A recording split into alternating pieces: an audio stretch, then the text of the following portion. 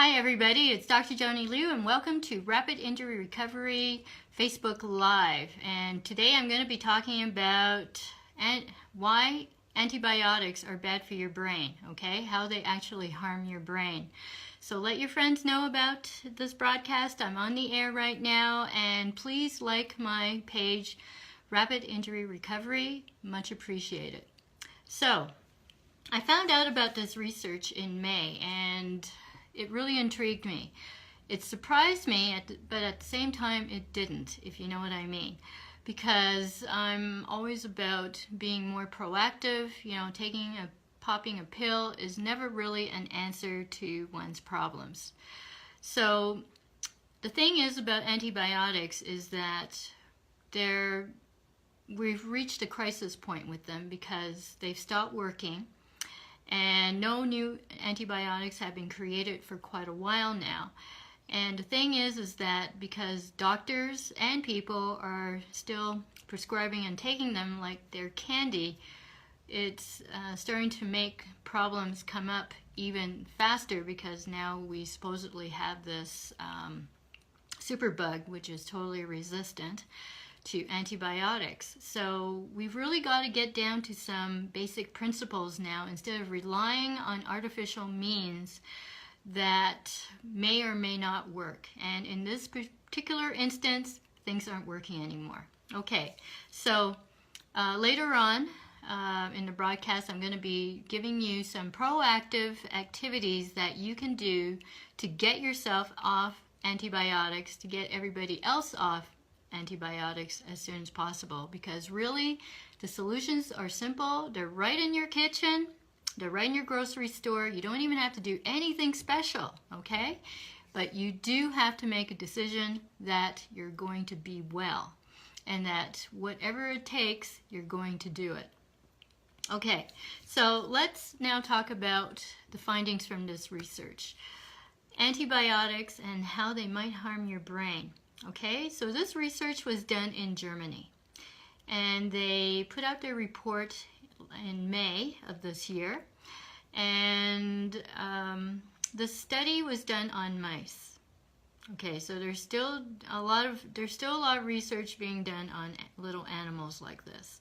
So one group of mice was treated with antibiotics until they had almost no gut bacteria left in their body. And then of course there was another group of mice that were never treated. So then they ran each one of these groups on these tests, and the results came back very interesting. Okay, so they found that the antibiotic group of mice experienced memory lapses or difficulty in remembering things, and also signs of a lack of new brain cell generation. That seems very interesting to me. I haven't seen the details of exactly how they determined this, but this is the findings that they have. And in the meantime, of course, the normal group is doing whatever they want to do, okay? So now the thing is that the brain cells were not being created in a part of the brain that is called the hippocampus. Now we have that too, okay? The hippocampus is a part of the brain that creates most of our new brain cells. Now the thing is that we usually have new experiences which create new memories which require new brain cells. Our body will serve us up with new brain cells. This is how it normally works. Now of course I've simplified this for today, but you get the message, right? So the thing is that the mice experience memory lapses, and they also discovered that no new brain cells were being created. So that's very interesting. The other thing that they found was very interesting as well, and kind of unrelated, because they found out that there is this white blood cell called LY6 for short. You know, let's just make things simple here. And these white blood cells usually hang around the brain, the bone marrow, and in the bloodstream. So they're circulating through our body.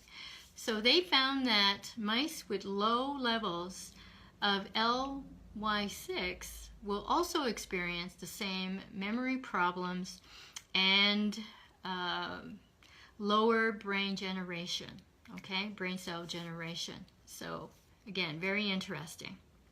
Now, they don't know why, and they're not sure if there is a correlation between antibiotics and white blood cells, so we'll see. But so they conducted a different test with, again, another 2 sets of mice. So it was one set of mice who were healthy but had low LY6 levels against another group which had normal LY6 levels. And so they reran their tests, and again they found that there was poor memory and also low brain cell generation. So these are the findings that they had from the study. Now, they found out that these things, if it's caused by antibiotics, are reversible. So that's the good news, okay? So if you start taking probiotics and or you do some exercise, then hopefully your brain will come back to normal, your memory will come back to normal, your brain will start generating brain cells again. Now, of course, this is in mice, all right? So it's hard to say whether this can be true for people yet. I mean, it shouldn't be that hard to do because so many people are on a lot of antibiotics. There are some people that have been on very extensive antibiotics. It shouldn't be that hard to figure it out.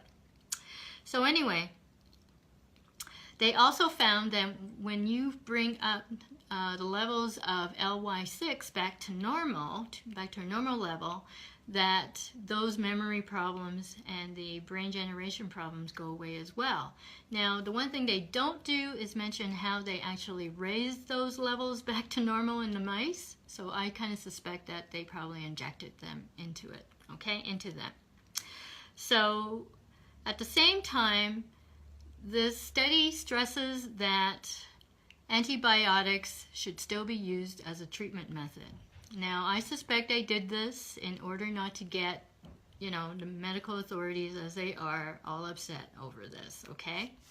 But the thing is why have memory lapses and, the potential to harm the brain anyways?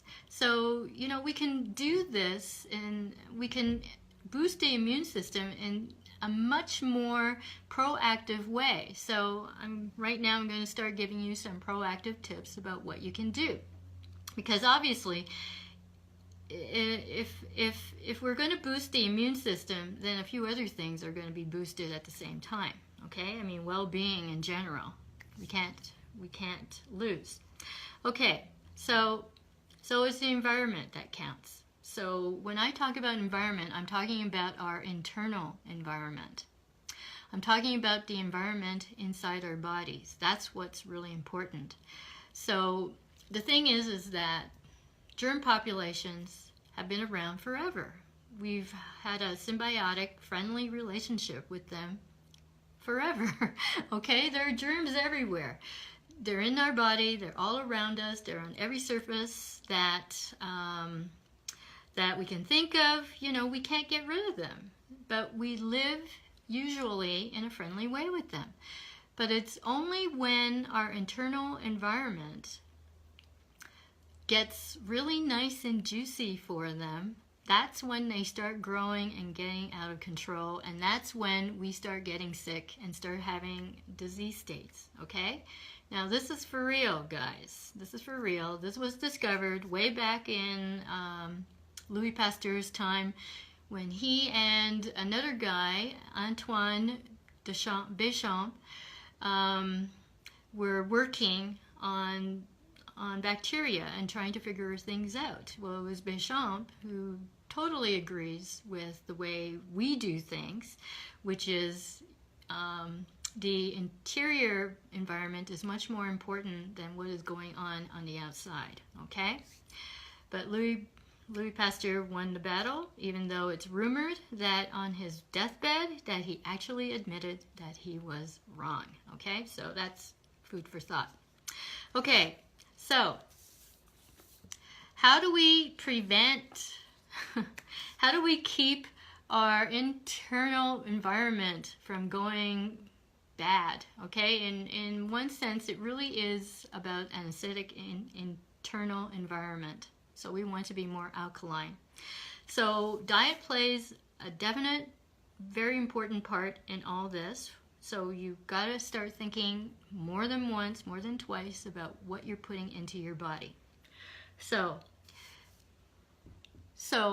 a very wet, a very welcoming environment inside our bodies is one that has a lot of mucus in it. Now, I'm not saying that mucus is all bad. We actually need a small amount in order for our bodies to keep healthy because we need the lubrication, okay? This is what keeps our skin soft.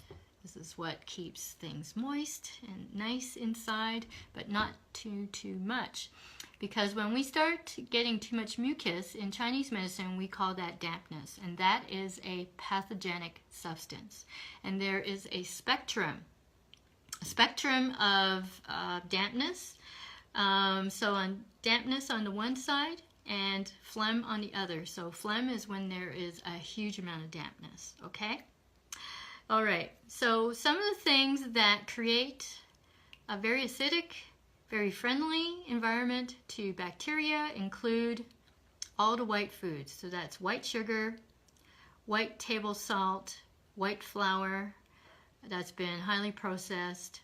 Let's see. Oh yeah, dairy products from cows, and pork, which is a white meat, and I'm going to spend a few minutes to explain that part because through research, pork is a very, very difficult meat for human beings to digest. Essentially, it's really not meant for us to eat, okay? Now, in spite of the fact that some cultures, including our own, I guess, who really like pork, it's really a very unhealthy alternative to another white meat, which is chicken, which is a lot more natural for us. So what happens with pork is because it doesn't digest properly. So when it doesn't digest properly, it only partially digests. And so what you're left with is whatever the remnants of that pork is in your body, in your gut, and it starts fermenting. In other words, it's rotting, okay? So it's not coming out of your body in an easy way.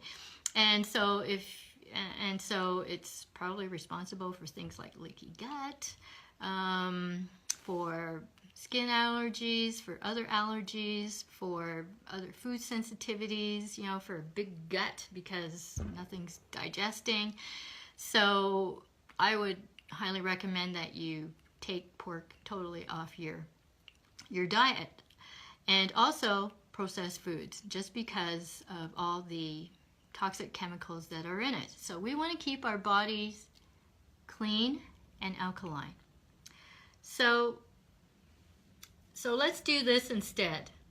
Eat at least 5 servings of vegetables per day. And we're not talking about huge servings, you know, like one large dinner size salad is probably 3 servings, you know, so you've done it all right there. But, you know, if it's raw, then chew very well, because usually I recommend that you lightly cook it to give it the best, to cook your vegetables to give it the best digestibility possible.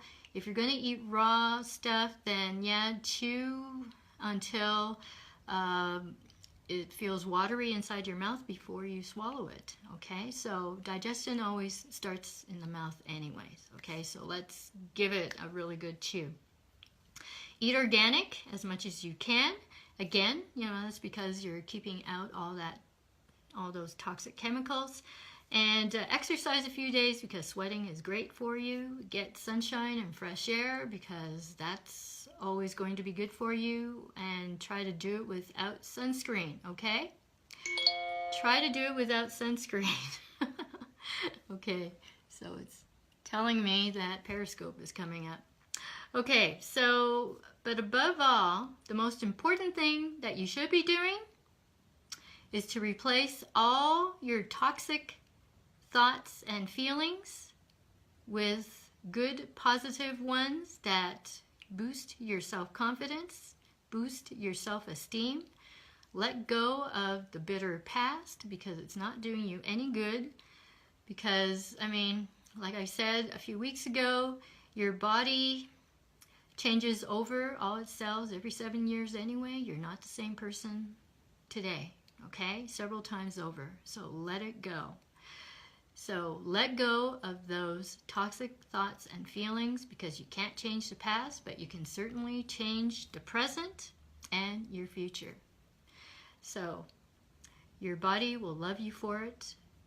The bacteria will be grateful too because it won't be going crazy, okay? So just keep everything in balance.